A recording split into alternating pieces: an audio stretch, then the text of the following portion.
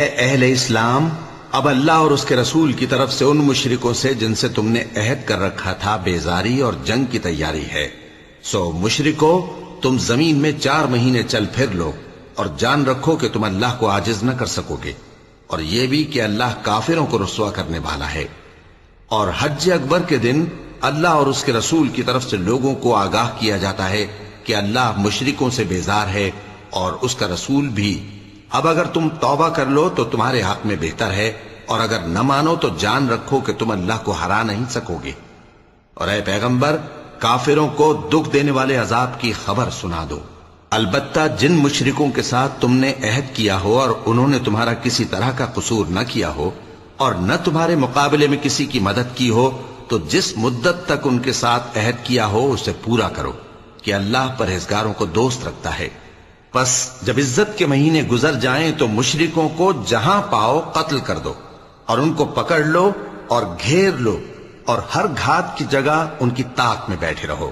پھر اگر وہ توبہ کر لیں اور نماز قائم کرنے اور زکوٰۃ دینے لگیں تو ان کا رستہ چھوڑ دو، بے شک اللہ بخشنے والا ہے، مہربان ہے۔ اور اگر کوئی مشرک تم سے پناہ کا خواستگار ہو تو اس کو پناہ دے دو، یہاں تک کہ وہ کلام اللہ کو سننے لگے، پھر اس کو امن کی جگہ واپس پہنچا دو، اس لیے کہ یہ بے خبر لوگ ہیں۔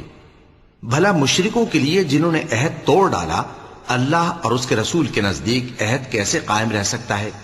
ہاں، جن لوگوں کے ساتھ تم نے مسجد حرام یعنی خانہ کعبہ کے نزدیک عہد کیا ہے، اگر وہ اپنے عہد پر قائم رہیں تو تم بھی اپنے قول و قرار پر قائم رہو، بے شک اللہ پرہیزگاروں کو دوست رکھتا ہے۔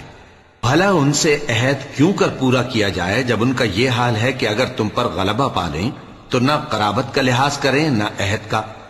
یہ منہ سے تو تمہیں خوش کر دیتی ہیں، لیکن ان کے دل ان باتوں کو قبول نہیں کرتے، اور ان میں اکثر نافرمان ہیں۔ یہ اللہ کی آیتوں کے عوض تھوڑا سا فائدہ حاصل کرتے اور لوگوں کو اللہ کے رستے سے روکتے ہیں۔ کچھ شک نہیں کہ جو کام یہ کرتے ہیں برے ہیں۔ یہ لوگ کسی مومن کے حق میں نہ تو رشتہ داری کا پاس کرتے ہیں نہ عہد کا، اور یہ حد سے تجاوز کرنے والے ہیں۔ اب اگر یہ توبہ کر لیں اور نماز پڑھنے اور زکوٰۃ دینے لگیں تو دین میں تمہارے بھائی ہیں، اور سمجھنے والے لوگوں کے لیے ہم اپنی آیتیں کھول کھول کر بیان کرتے ہیں۔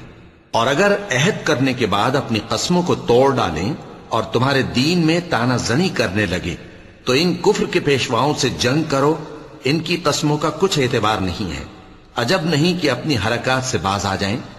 بھلا تم ایسے لوگوں سے کیوں نہ لڑو جنہوں نے اپنی قسموں کو توڑ ڈالا اور پیغمبر کو وطن سے نکالنے کا ارادہ کر لیا، اور انہوں نے تم سے عہد شکنی کی ابتدا کی۔ کیا تم ایسے لوگوں سے ڈرتے ہو؟ سو ڈرنے کے لائق تو اللہ ہے اگر تم ایمان والے ہو۔ ان سے خوب لڑو، اللہ ان کو تمہارے ہاتھوں سے عذاب میں ڈالے گا اور انہیں رسوا کرے گا، اور تم کو ان پر غلبہ دے گا، اور مومن لوگوں کے سینوں کو شفا بخشے گا، اور ان کے دلوں سے غصہ دور کرے گا، اور اللہ جس پر چاہے گا توجہ فرمائے گا، اور اللہ سب کچھ جانتا ہے، حکمت والا ہے۔ کیا تم لوگ یہ خیال کرتے ہو کہ بے آزمائش چھوڑ دیے جاؤ گے؟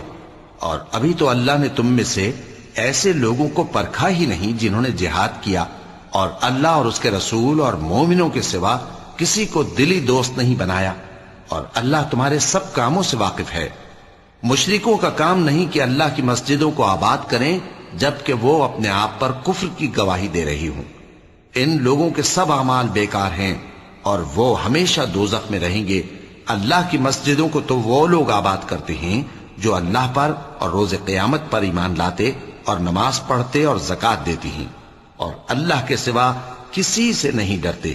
یہی لوگ امید ہے کہ ہدایت یافتہ لوگوں میں سے ہوں۔ کیا تم نے حاجیوں کو پانی پلانا اور مسجد حرام یعنی خانہ کعبہ کو آباد کرنا اس شخص کے اعمال جیسا خیال کیا ہے جو اللہ اور روز آخر پر ایمان رکھتا ہے اور اللہ کی راہ میں جہاد کرتا ہے؟ یہ لوگ اللہ کے نزدیک برابر نہیں ہیں، اور اللہ ظالم لوگوں کو ہدایت نہیں دیا کرتا۔